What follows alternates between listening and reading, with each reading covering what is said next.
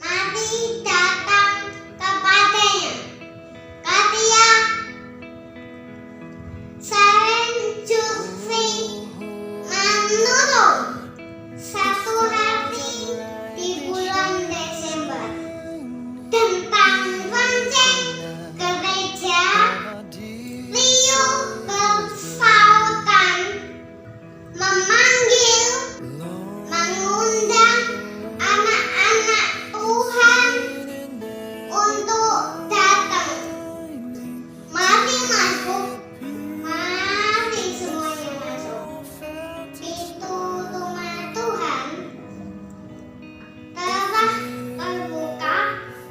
terbuka untukku, untuk kamu, untuk mereka, untuk kita semua, sehingga kita bisa gabung dalam sukacita bersama-sama merayakan lahirnya bayi Yesus di Betlehem, Raja di atas segala raja, Tuhan Juru Selamat manusia. Terima kasih. Selamat datang di hatiku oleh C. Maulana. Malam sudah larut, meninggalkan jejak. Siang yang panjang di padang rumput, di lembah sepi. Meringkuk dalam selimut, malam yang dingin. Beberapa gembala dan domba-gembala. Sayup-sayup, ada suara pujian turun membelah langit. Malam yang hening menjadi terbangun. Segala yang hidup menatap angkasa yang penuh tentara surgawi. Dan terang surgawi membuka kasih Bapa. Segala puji bagi Allah di tempat maha tinggi, dan damai sejahtera atas bumi di antara orang yang berkenan padanya. Tuhan Yesus, selamat datang di dunia, selamat datang di bumi, selamat datang di antara manusia, selamat datang di hati Papa, selamat datang di hati Mama, selamat datang di hatiku.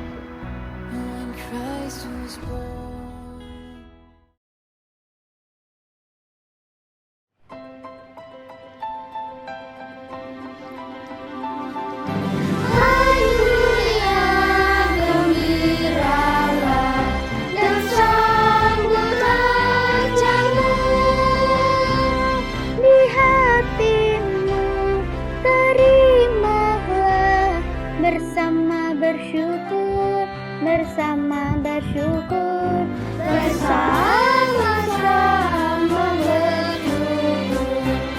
Hai dunia, alukanlah rajamu penebus. Hai bumi, laut, gunung, lembah, bersoraklah terus, bersoraklah terus, bersorak.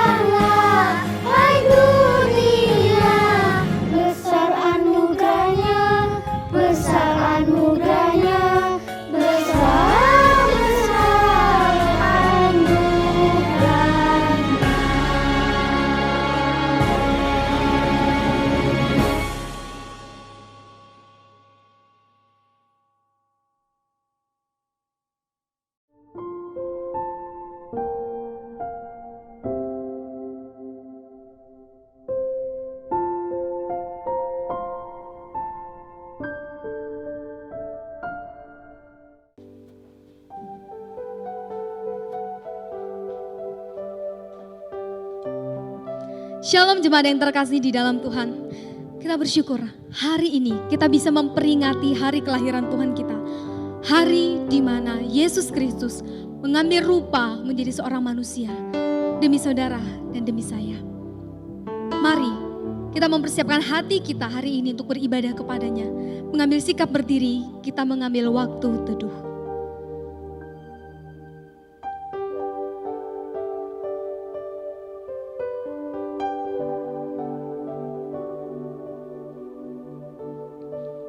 Pertolongan kita datangnya dari Tuhan yang menjadikan langit dan bumi serta segala isinya, dan yang tidak pernah meninggalkan hasil perbuatan tangannya.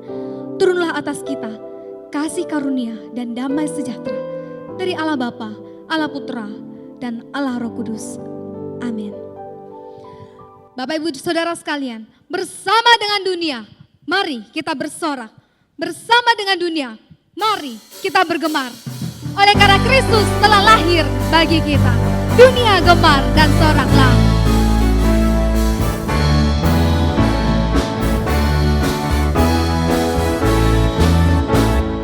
Dunia gemar dan soraklah, Rajamu lahirlah.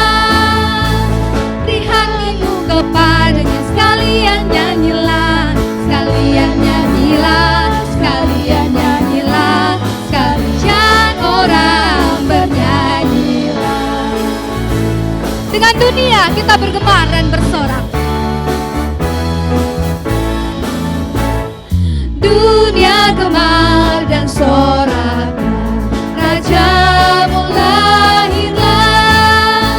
Segenap alam dan makhluknya sembahkan pujian, sembahkan pujian, sembahkan pujian, sembahkan pujian. Karena Yesus yang lahir akan memerintah dunia ini.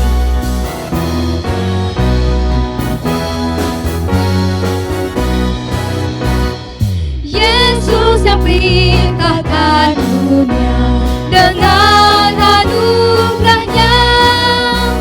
Ternyata kuasa yang mulia, ajaib pun kasihnya, ajaib pun kasihnya, ajaib pun kasihnya, ajaiblah, ajaiblah kasihnya, ajaib pun kasihnya, ajaib pun kasihnya, ajaiblah, ajaiblah kasihnya. Kemuliaan bagi Allah di tempat yang maha tinggi dan damai sejahtera di bumi di antara manusia yang berkenan kepadanya. Demikianlah Lukas 2 ayat 14 yang menjadi pembimbing ibadah kita hari ini. Jemaat silakan duduk kembali. Bapak Ibu Saudara, siapakah kita sehingga Yesus lahir ke dalam dunia? Siapakah kita sehingga Yesus mencari kita? Bukan karena siapa kita, melainkan karena kasih-Nya, melainkan karena Dia adalah Allah yang kasih. Mari kita mengakui dosa kita menyanyikan pujian, Yesus cari daku.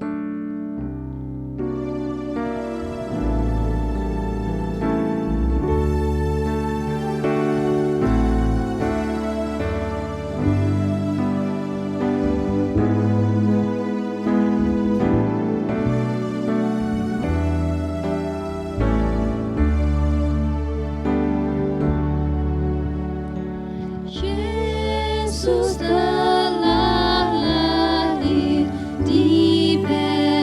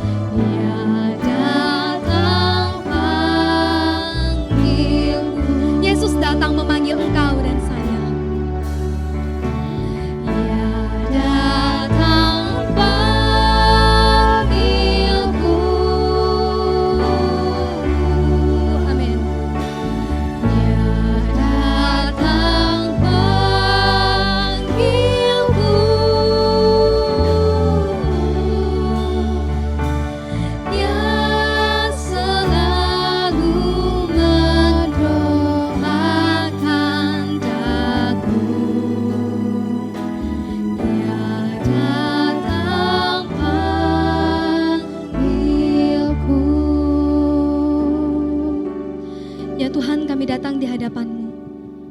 Untuk setiap diri kami yang terus-menerus tidak sadar akan panggilan Tuhan.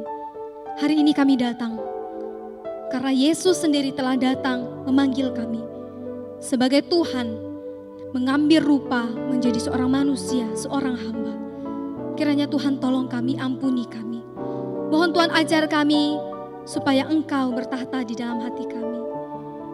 Seperti Engkau yang mau datang untuk melayani dunia ini, Tuhan tolong kami juga, selamatkan kami supaya kami bisa melayani Engkau dan melayani sesama kami. Di dalam nama Tuhan Yesus kami berdoa. Amin. Bagi setiap kita yang percaya dengan sungguh-sungguh dan kita mengaku dosa, terimalah berita anugerah dari Tuhan yang terambil di dalam Matius 1 ayat yang ke-21. Ia akan melahirkan anak laki-laki dan engkau akan menamakan dia Yesus. Karena dialah yang akan menyelamatkan umatnya dari dosa mereka.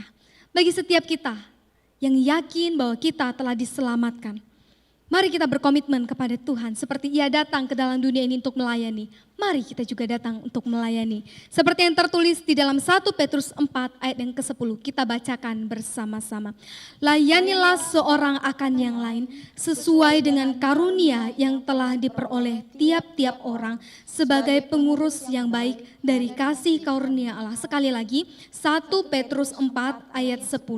Layanilah seorang akan yang lain sesuai dengan karunia yang telah diperoleh tiap-tiap orang sebagai pengurus yang baik dari kasih karunia Allah. Amin. Jemaat yang terkasih di dalam Tuhan, apakah yang paling membuat kita bersuka cita? Tentu ada banyak hal yang kita bisa jawab.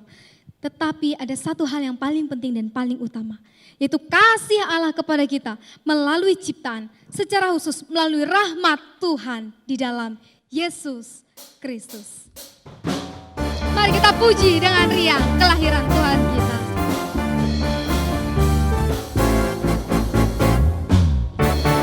Puji dengan riang, Engkau Allah yang besar, bagai bunga terima siang, hati kami pun mekar, kabut dosa dan derita, kebimbangan tak lenyap, sumber suka yang abadi, bersinar-Mu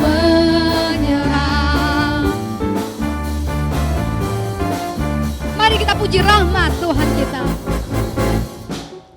Kau memberi, Kau mengampuni, Kau limpahkan rahmat-Mu, sumber air hidup pria, lautan kasih dan restu, yang mau hidup dalam kasih, Kau jadikan milik-Mu, agar kami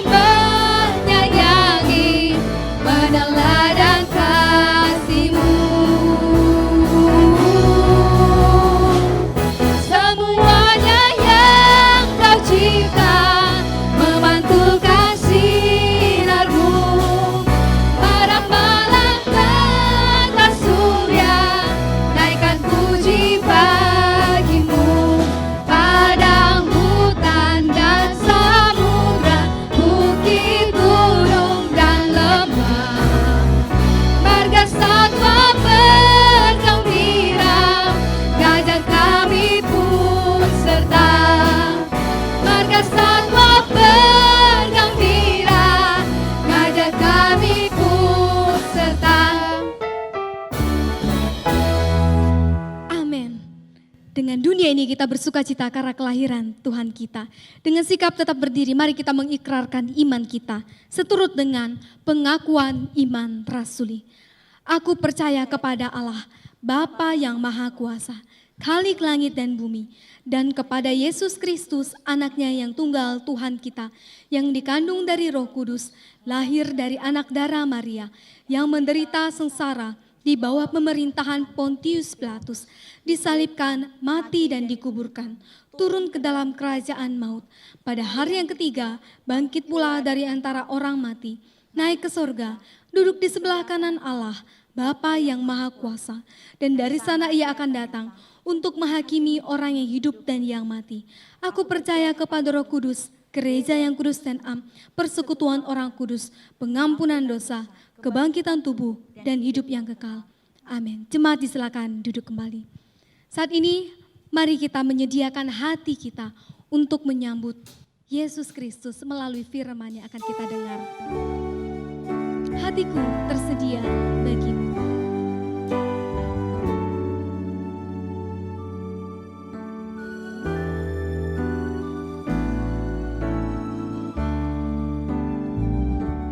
Yesus tinggalkan tata mulianya, datang menyelamatkan kita. Tiada tempat di penginapan, lahirlah dalam kandungan. Yesus diamlah di hatiku, hatiku tersedia bagimu. Bertahtalah dalam hatiku,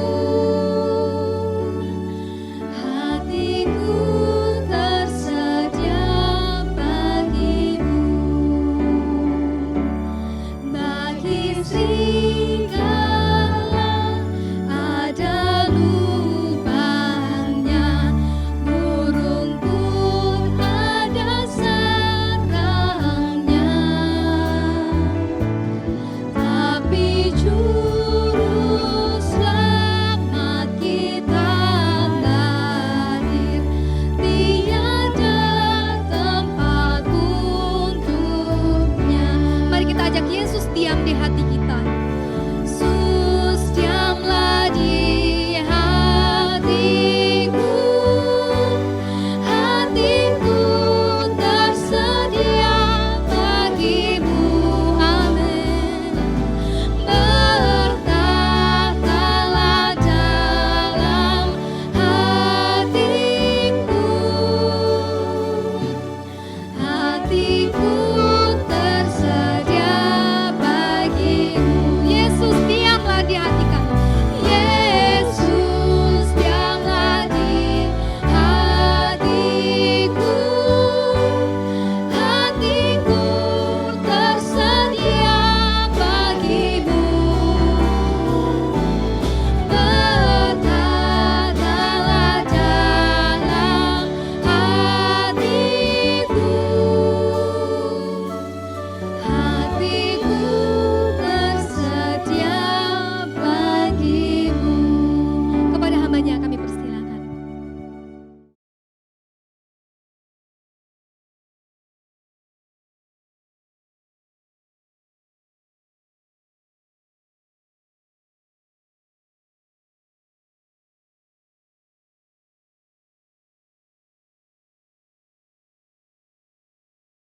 Shalom jemaat yang terkasih dalam nama Tuhan Yesus.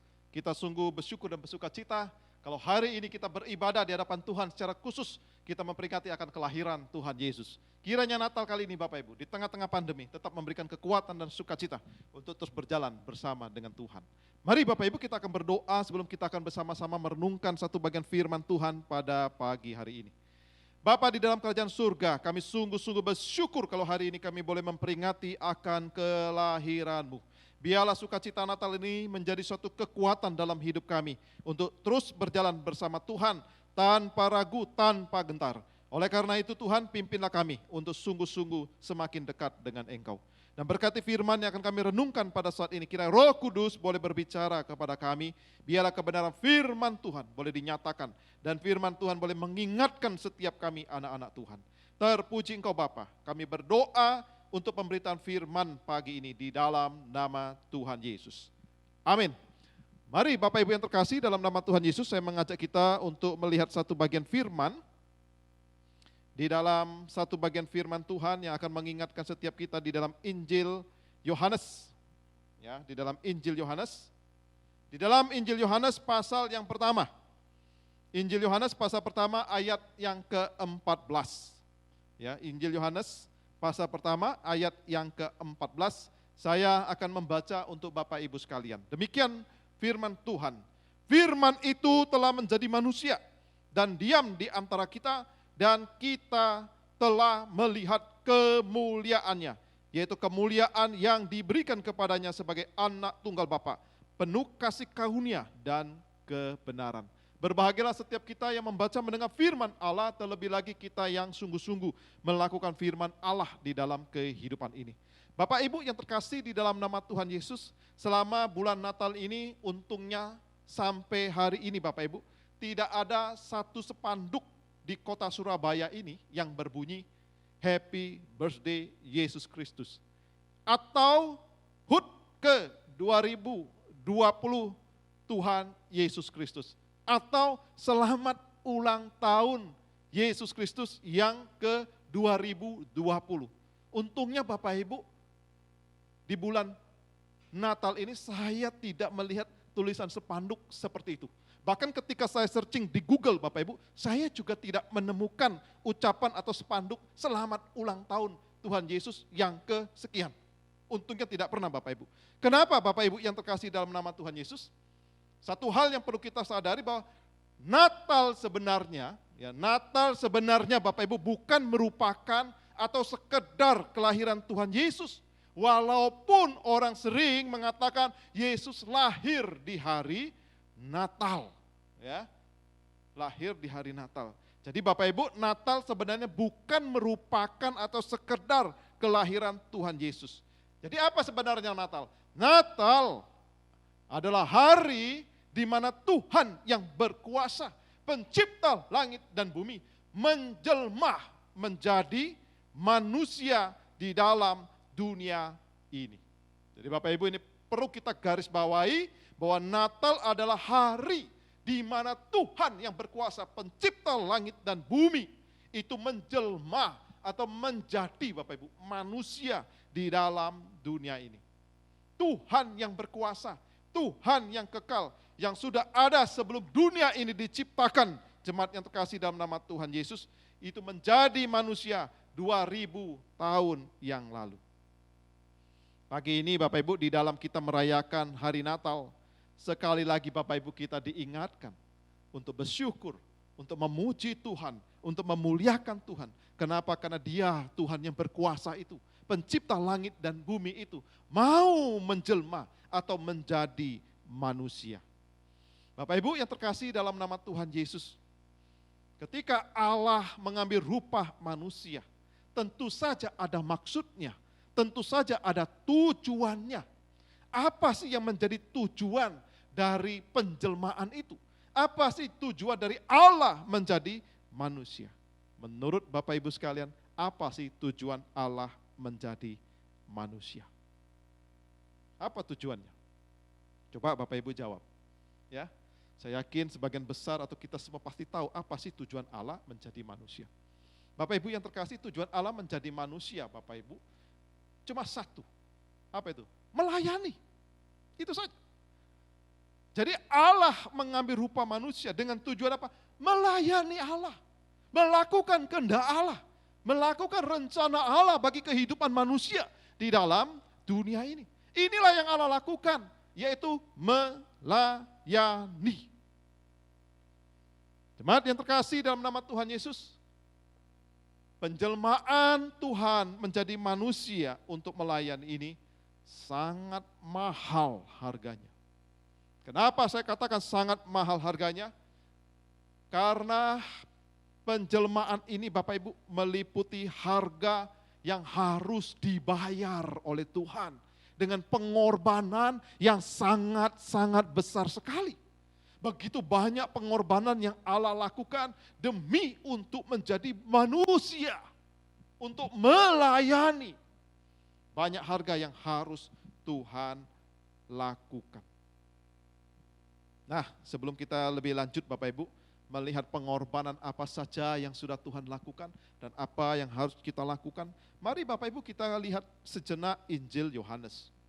Bapak Ibu yang terkasih dalam nama Tuhan Yesus, kalau kita membaca Injil Yohanes, ya, membaca Injil Yohanes, nanti kalau sempat Bapak Ibu cobalah baca Injil Yohanes secara keseluruhan, maka Bapak Ibu kita akan menemukan keunikan-keunikan dari Injil Yohanes.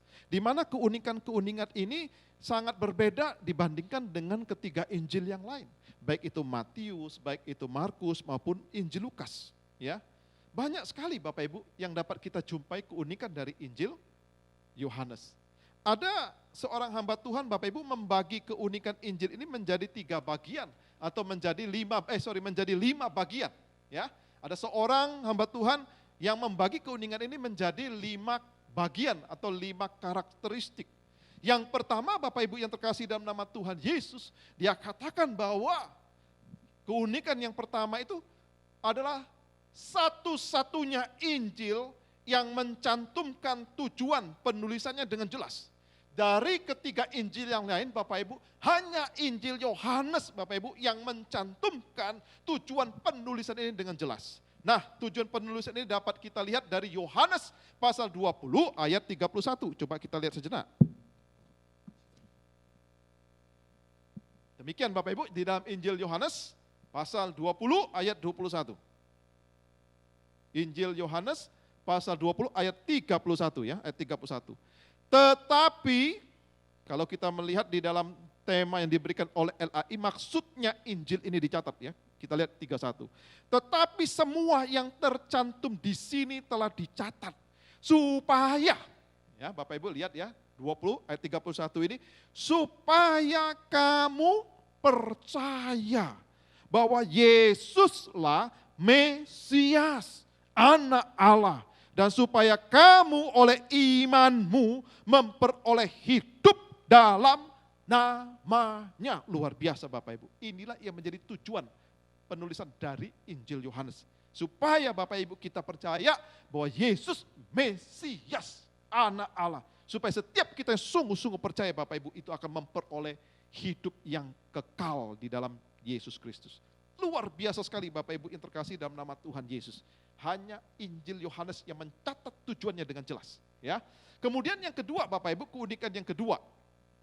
Kalau Bapak Ibu membaca Injil Yohanes secara keseluruhan, maka Bapak Ibu yang kedua kita akan banyak menemukan kata percaya. Ya, kata percaya. Banyak sekali Bapak Ibu kata percaya di dalam Injil Yohanes. Kenapa kata ini muncul sedemikian banyak Bapak Ibu? Karena itu kita tidak menjadi heran kenapa kata percaya ini muncul, karena memang Bapak Ibu inilah yang menjadi tujuan dari penulisan tadi. Ya, supaya kamu percaya bahwa Yesus itu Mesias. Supaya kita ini percaya bahwa Yesus itu Mesias. Itulah sebabnya kenapa kata percaya ini begitu menonjol di dalam Injil Yohanes. Kata percaya ini muncul sampai 98 kali dalam bentuk kata kerja, kemudian muncul sebanyak 2 kali dalam bentuk kata sifat, dan yang uniknya Bapak Ibu, kata ini tidak pernah muncul dalam bentuk kata benda. Tentu ada maksudnya ya dengan bentuk tersebut. Di mana Yohanes ingin menunjukkan, ya itulah dalam bentuk kata kerja Bapak Ibu. Yohanes ingin menunjukkan bahwa iman kita di dalam Tuhan Yesus, iman itu harus dinamis. Ya, sebagai proses yang terus-menerus Bapak Ibu, bukan statis. Jadi iman itu akan terus sebagai proses untuk membawa kita kepada pertumbuhan. Itu sebabnya kenapa di dalam Injil ini kata percaya bentuknya banyak kata kerja. Jadi iman itu tidak boleh statis, harus terus bertumbuh. Demikian juga iman kita dalam Yesus harus semakin terus bertumbuh. Kemudian keunikan yang ketiga Bapak Ibu yang terkasih dalam nama Tuhan Yesus, di dalam Injil Yohanes kita tidak akan menemukan pengumpamaan Bapak Ibu. Tidak ada perumpamaan di dalam Injil Yohanes dibandingkan ketiga Injil yang lain. Lalu keunikan yang keempat Bapak Ibu yang terkasih dalam nama Tuhan Yesus, lebih menekankan identitas Yesus dibandingkan ajaran Tuhan Yesus. Kenapa Yohanes lebih menekankan identitas Tuhan Yesus Bapak Ibu dibandingkan ajarannya? Kalau Bapak Ibu membaca 3 Injil yang lain, itu banyak sekali menekankan tentang pengajaran Tuhan Yesus. Tetapi Yohanes justru menekankan identitas Yesus. Siapa sih Yesus ini sesungguhnya? Sesuai dengan tujuannya tadi Bapak Ibu yang terkasih dalam nama Tuhan Yesus, di mana Injil Yohanes ini menekankan sosok dari Yesus Kristus. Karena Yesus Kristus benar-benar Mesias, anak Allah yang sejati. Di sepanjang Injil ini Bapak Ibu, kita akan menemukan banyak sekali paparan tentang identitas Yesus Kristus. Bapak Ibu, Injil Yohanes begitu luar biasa. Ya, dia memaparkan banyak hal untuk menunjukkan identitas siapakah Yesus itu. Misalnya Bapak Ibu yang terkasih dalam nama Tuhan Yesus, misalnya kita dapat melihat tentang 7 pernyataan akulah. Itu di dalam Injil Yohanes. Ya, ego emi. Yang menyatakan identitas Tuhan Yesus. Seperti akulah roti hidup. Ya, kemudian akulah terang dunia. Jadi Yesus satu-satunya terang dunia. Ya, yang dapat menerangi hati dan hidup kita. Kemudian akulah pintu. Hanya Yesus satu-satunya pintu yang sejati. Ingin datang kepada Allah harus lewat Yesus. Kemudian akulah gembala yang baik. Akulah kebangkitan dan hidup. Akulah jalan kebangkitan dan hidup. Akulah pokok anggur. Jadi Bapak Ibu yang terkasih dalam nama Tuhan Yesus, kalau kita melihat Injil Yohanes sangat menekankan identitas atau jati diri siapakah Yesus. Mesias, anak Allah yang sejati. Keunikan yang kelima Bapak Ibu yang terkasih dalam nama Tuhan Yesus, kalau kita melihat Injil ini Bapak Ibu, Injil ini sangat bersifat teologis. Ya, Injil ini sangat bersifat teologis. Seorang bapak gereja yang bernama Clement of Alexandria, Bapak Ibu yang terkasih, menyebut Injil Yohanes ini sebagai the spiritual gospel atau Injil spiritual. Kenapa? Karena memang Injil ini sangat menekankan keilahian Yesus.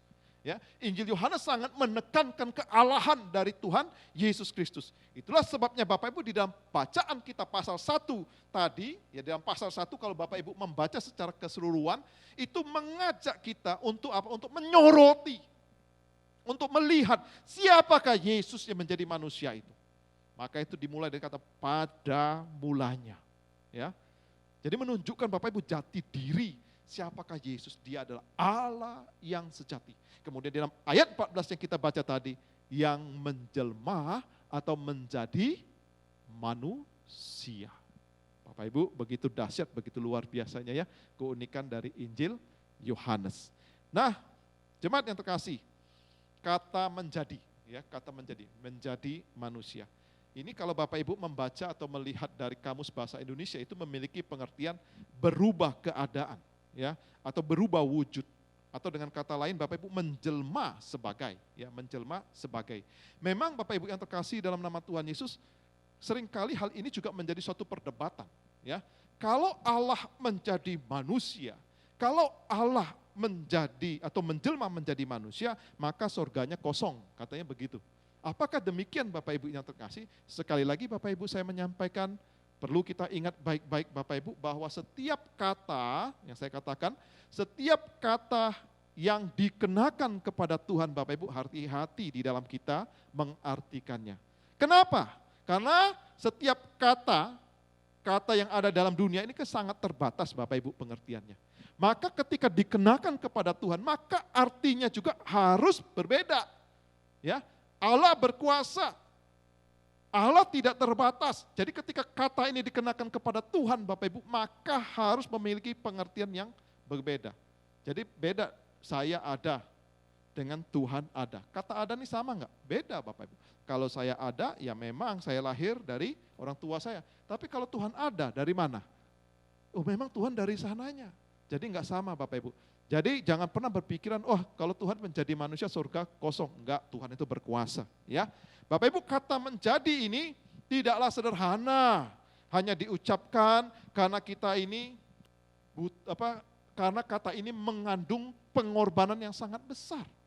Tidak sesederhana kita bicarakan, tidak sederhana kita ngomong, oh menjelma menjadi. Bagi Allah Bapak Ibu, menjelma atau menjadi ini Bapak Ibu, memberikan satu pengorbanan yang tidak terkatakan.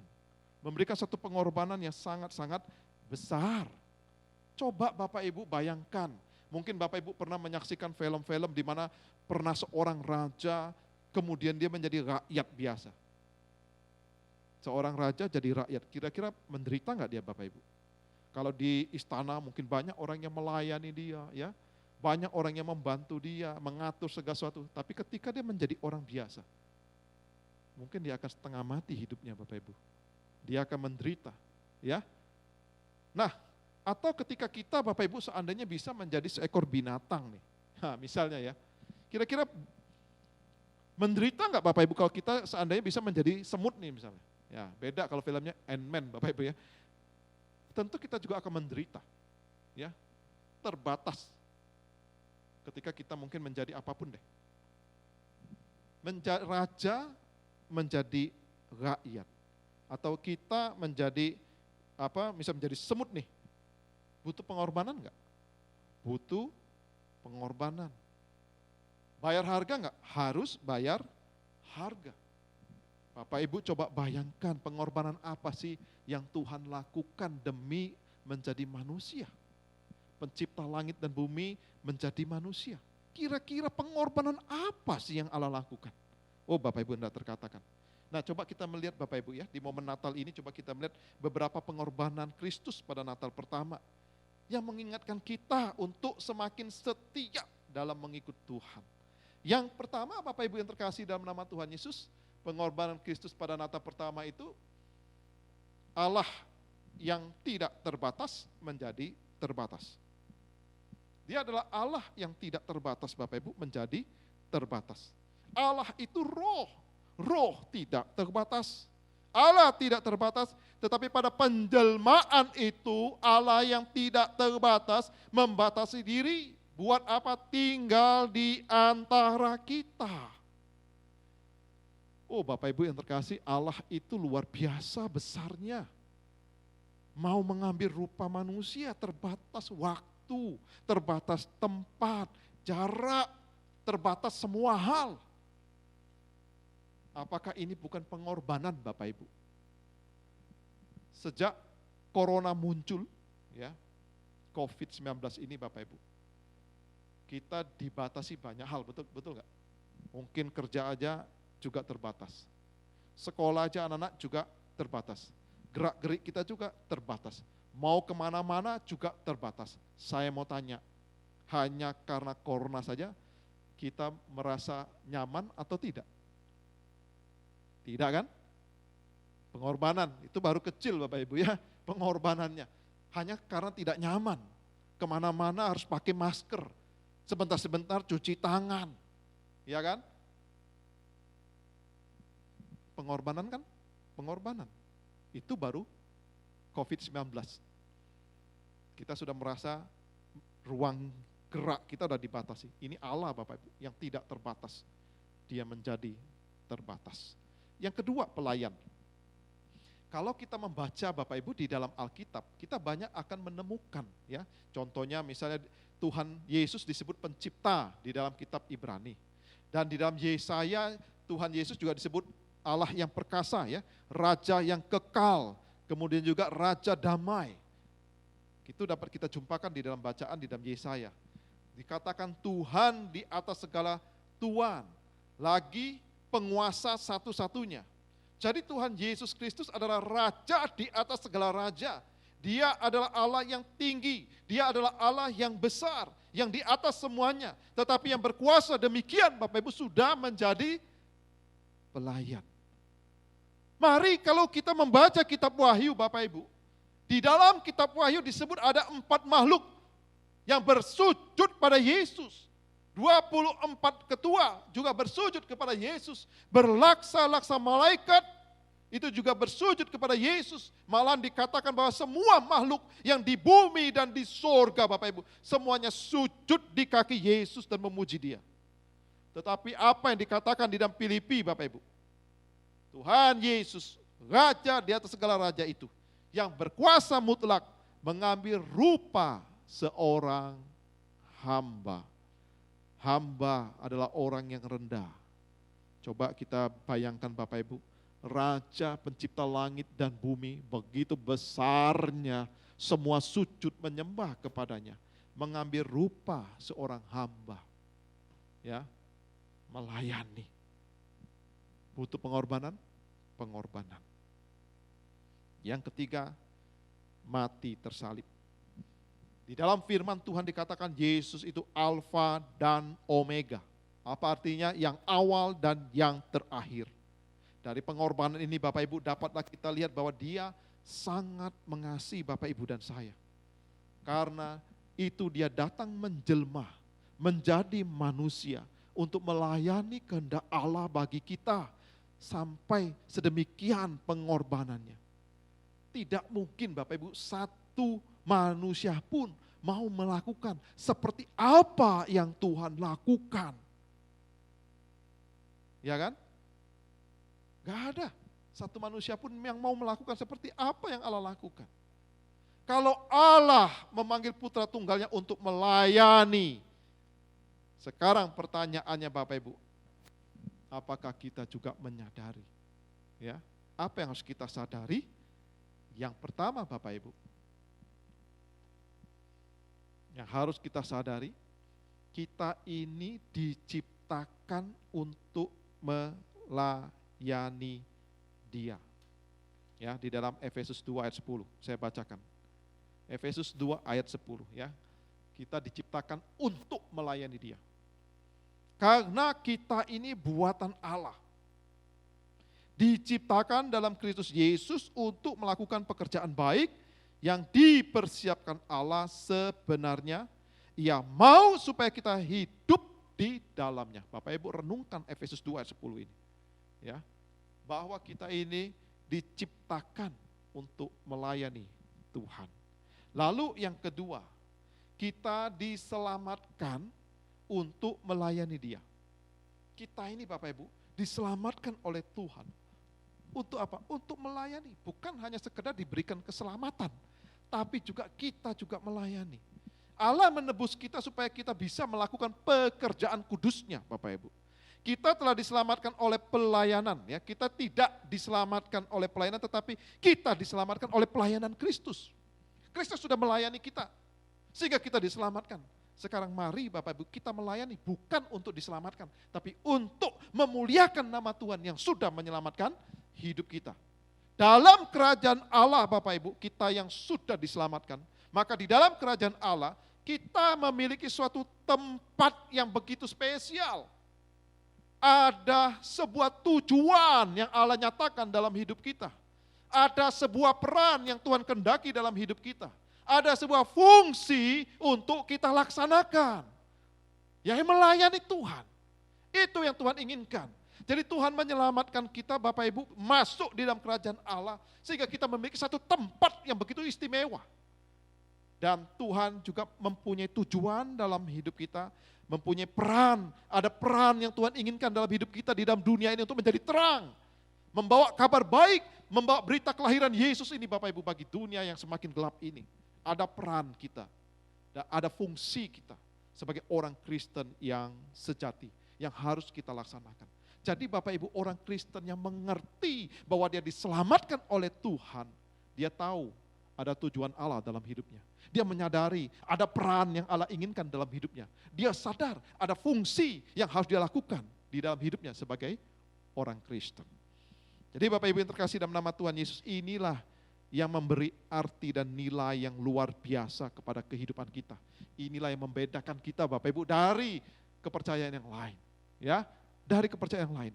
Inilah artinya Bapak Ibu dan nilai yang luar biasa yang Allah berikan di dalam kehidupan kita. Yesus Bapak Ibu harus mengorbankan nyawanya sendiri untuk membeli keselamatan kita. Kita tidak melayani Allah karena rasa bersalah atau ketakutan atau bahkan karena kewajiban. Tetapi karena sukacita dan ucapan syukur yang dalam apa yang telah Allah lakukan, yang telah Allah kerjakan di dalam kehidupan kita. Kita berhutang nyawa Bapak Ibu kepada Kristus. 1 Korintus 6 ayat 20. Melalui keselamatan kita diingatkan untuk apa? Untuk mau melayani Dia yang sudah melayani hidup kita. Kemudian Bapak Ibu yang selanjutnya, Ya, yang ketiga, kita dipanggil untuk melayani. Ya, kita ini dipanggil untuk melayani. Tadi diselamatkan, sekarang kita dipanggil. Jadi panggilan pelayanan bukan hanya berlaku untuk hamba Tuhan. Ya, kalau hamba Tuhan memang dipanggil untuk full time. Tetapi semua orang Kristen juga dipanggil untuk apa? Untuk melayani Tuhan. Sesuai dengan karunia, sesuai dengan talenta yang Tuhan berikan di dalam hidup kita. Apakah kita menyadari bahwa Allah menginginkan kita untuk melayani? Nah, yang keempat ini Bapak Ibu yang mengingatkan kita dengan serius, ya. Melayani adalah perintah Allah. Bapak Ibu perlu dicatat, melayani adalah perintah Allah. Bagi orang-orang Kristen, pelayanan itu bukanlah pilihan. Yang sesuatu dimasukkan ke dalam jadwal kita jika kita ada waktu luang mungkin ya, atau kita menyediakan waktu.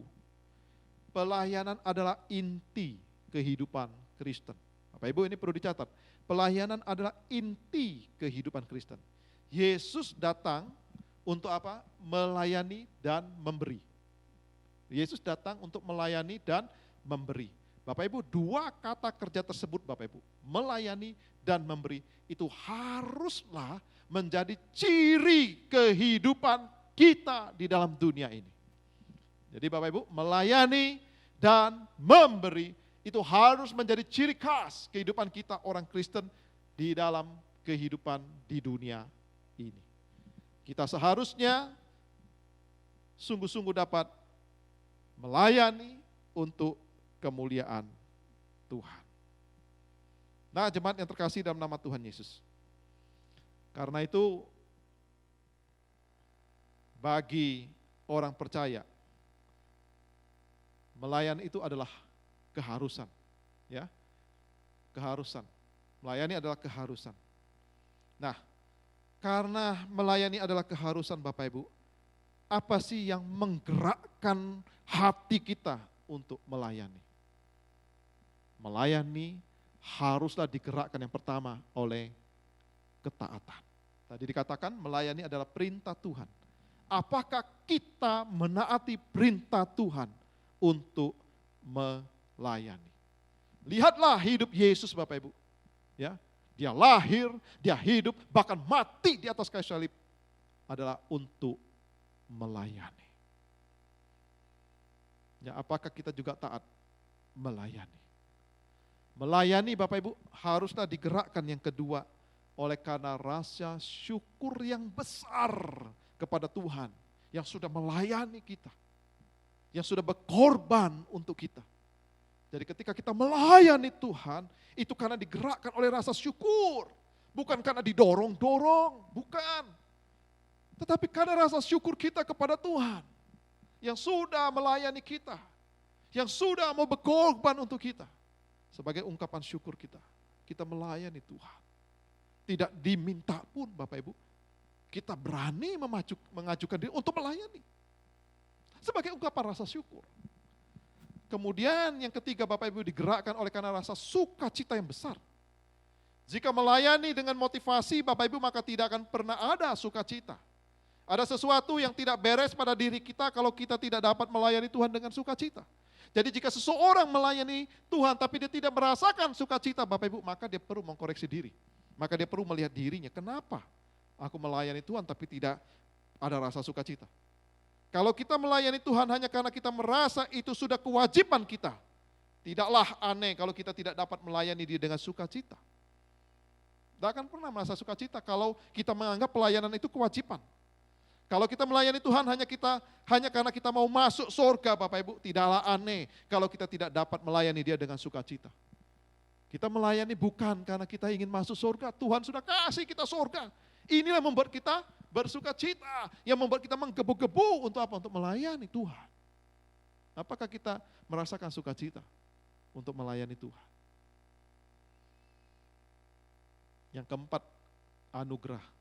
Melayani harus digerakkan oleh karena anugerah. Kita menyadari bahwa Allah sudah menyelamatkan kita di dalam kasih dan anugerah yang besar. Dan kita juga menyadari bahwa ketika kita melayani Tuhan, itu adalah anugerah juga yang Tuhan percayakan di dalam hidup kita, Bapak Ibu yang terkasih. Ya, Melayani Tuhan itu adalah anugerah yang Tuhan percayakan kepada kita. Tuhan bisa pakai siapapun untuk melayani dia, Bapak Ibu. Bahkan Tuhan bisa pakai benda apapun untuk dapat memuliakan, bisa. Tapi kenapa Allah memilih kita? Inilah anugerah Bapak Ibu yang terkasih. Saya pernah berkhotbah, saya pernah menyampaikan bahwa ketika kita melayani Allah, Allah memanggil kita untuk melayani bukan tanpa resiko loh. Ada resiko. Allah memanggil saya pun ada resiko. Resiko saya bisa jatuh, bisa tidak memuliakan Tuhan. Tapi kenapa Allah masih memilih saya? Anugerah. Karena itu syukuri Bapak Ibu, ini adalah anugerah. Layani Tuhan dengan baik. Dan yang terakhir Bapak Ibu, digerakkan oleh kasih. Karena kita mengasihi Tuhan.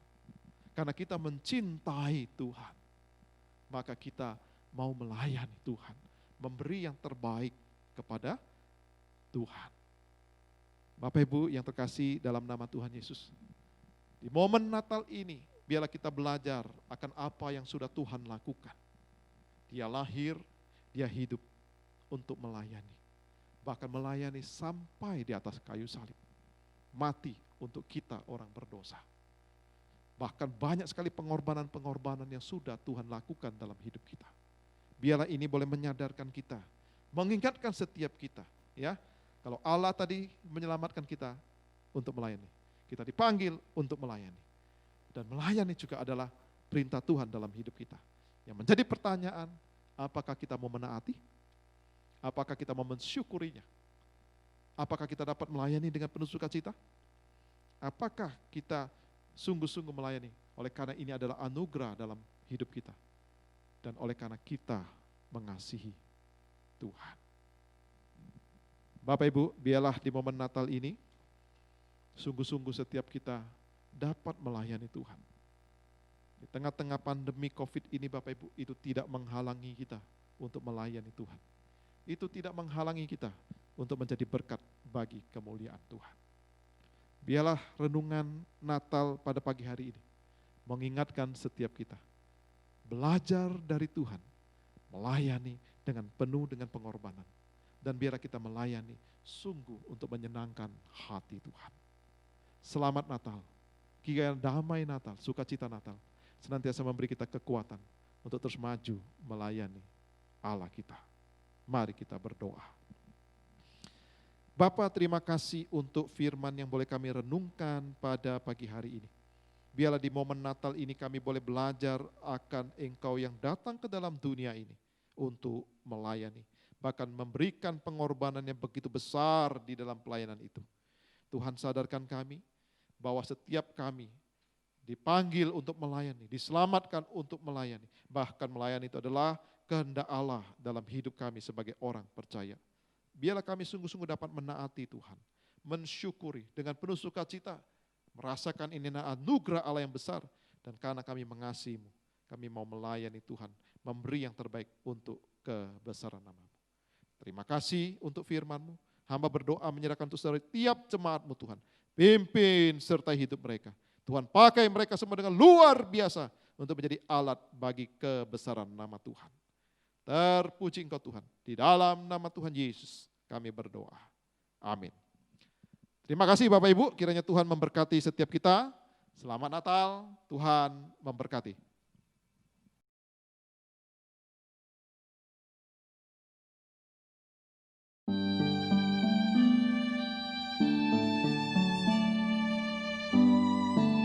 Saudara yang saya kasih dalam Kristus, memang tahun ini Natal kita rayakan dalam suasana keprihatinan oleh karena pandemi COVID-19 yang tetap terus serius di tengah-tengah kita. Tapi biarlah kita merayakan Natal dengan sukacita. Pandemi tidak akan mengurangi sukacita kita karena Allah sudah memberikan hadiah terbesar buat kita, yaitu Yesus Kristus yang menjadi Tuhan dan Juru Selamat kita. Karena itu mari kita rayakan dengan sukacita, dengan ucapan syukur karena keselamatan yang sudah jadi melalui Yesus Kristus. Dan Natal biasanya identik dengan keramaian, dengan hadiah, dengan acara, dengan makan-makan. Mari kita sekarang fokuskan dana untuk itu, untuk bisa kita bagikan kepada sesama dalam aksi sosial, kepada orang-orang di sekitar kita yang membutuhkan, yang terdampak oleh karena COVID-19 ini. Sehingga kita bersukacita, mereka juga bersukacita karena berkat dan pemeliharaan Tuhan. Saya, Pendeta Cornelius Ardianto Setiawan, sebagai ketua. Saya, Pendeta Markus Domingus, sebagai wakil ketua. Suanton sebagai sekretaris umum. Dan kami staf kantor Sinodo mengucapkan Selamat Hari Natal 2020 dan tahun baru 2021. Tuhan Yesus memberkati kita semua.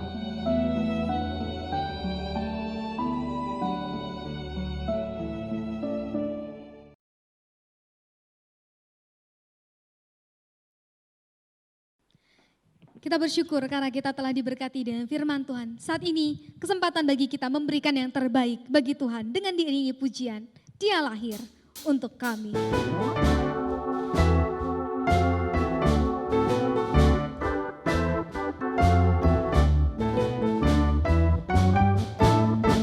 Dia lahir untuk kami, dia mati untuk kami, dia bangkit untuk kami semua.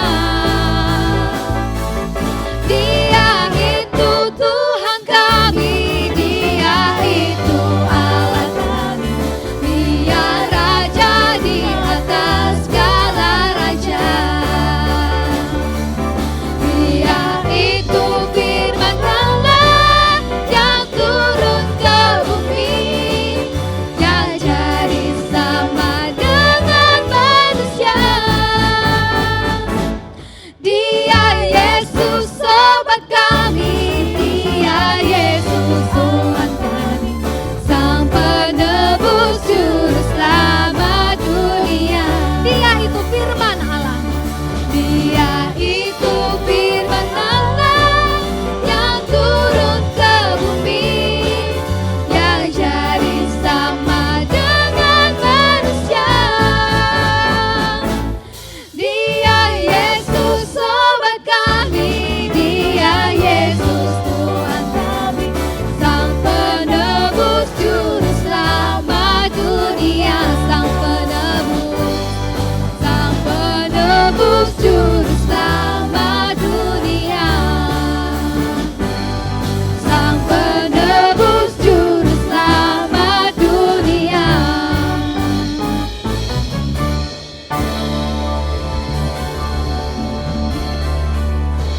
Doa persembahan dan syafaat akan dipimpin oleh Lose Helpi. Mari kita berdoa. Tuhan, terima kasih, kami mengucap syukur kepadamu untuk hari ini. Kami boleh datang beribadah kepada Tuhan, di mana kami mengingat kembali, merayakan kembali akan kelahiran Tuhan kami Yesus Kristus. Tuhan, pada saat ini dalam kesempatan ini, kami datang membawa persembahan kami kepada Tuhan sebagai rasa ucapan syukur kami atas berkat pemeliharaan Tuhan di dalam kehidupan kami. Dan dalam persembahan ini kami mohon kiranya Tuhan boleh berkenan dan dapat dipakai untuk pekerjaan Tuhan secara khusus di GKT Nazaret Pondok Indah. Berkati para majelis dalam mengelolanya Tuhan, sehingga persembahan ini dapat digunakan sebaik mungkin untuk memperluas kerajaan-Mu di tempat ini. Kami juga berdoa untuk setiap jemaat-Mu, baik yang sudah memberi maupun yang masih belum bisa memberi. Karena Tuhan yang senantiasa memberkati mereka di dalam keluarga, dalam usaha dan pekerjaan, dan dalam segala hal yang sudah Tuhan percayakan kepada mereka. Terima kasih Tuhan, dan pada kesempatan saat ini kami juga berdoa untuk gereja-gereja di seluruh dunia yang merayakan Natal pada hari ini. Tuhan, kiranya Engkau yang boleh memberkati setiap ibadah, setiap acara yang dilaksanakan, sehingga setiap jemaat-Mu boleh merasakan sukacita Natal pada hari ini. Sekalipun mereka mengikuti ibadah dari rumah, tetapi biarlah setiap umat-Mu yang merayakan akan kelahiran Tuhan kami Yesus hari ini sungguh-sungguh mengalami sukacita Natal itu. Terima kasih Tuhan, berikan keamanan dan jauhkan dari segala hal yang tidak diinginkan, sehingga setiap gereja-Mu mereka boleh menjalankan ibadah Natal dan perayaan Natal dengan sungguh-sungguh dan sukacita. Terima kasih Tuhan. Inilah doa kami. Di dalam nama Tuhan kami Yesus Kristus, kami berdoa dan kami mengucap syukur. Amin. Amin. Jemaat mengambil sikap berdiri. Karena segala hormat dan kemuliaan hanya bagi Allah Tritunggal. Doksologi dan berkat oleh Pendeta Hendra.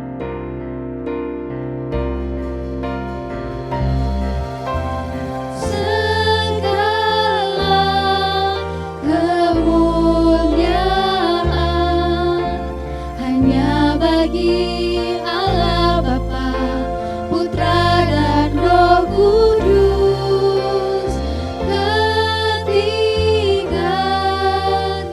yang esa. Pohon selamat sumber berkah.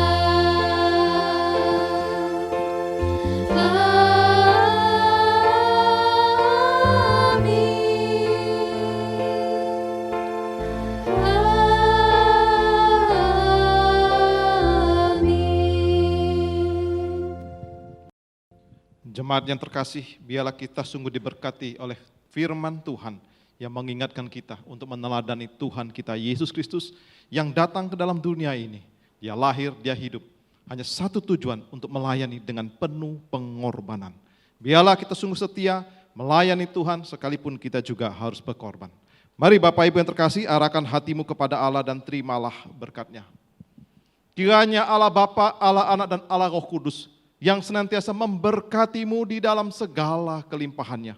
Ia akan memelihara hidupmu dan mencukupkan segala kebutuhan dan keperluanmu.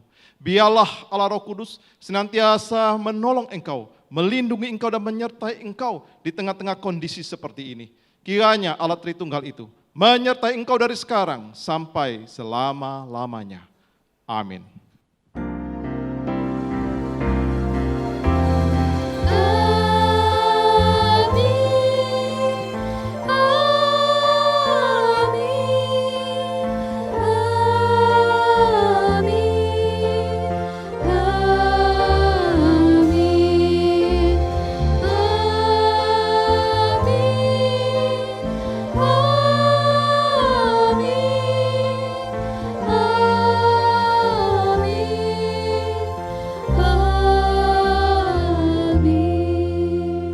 Jemaat silakan duduk kembali, silakan mengambil waktu teduh.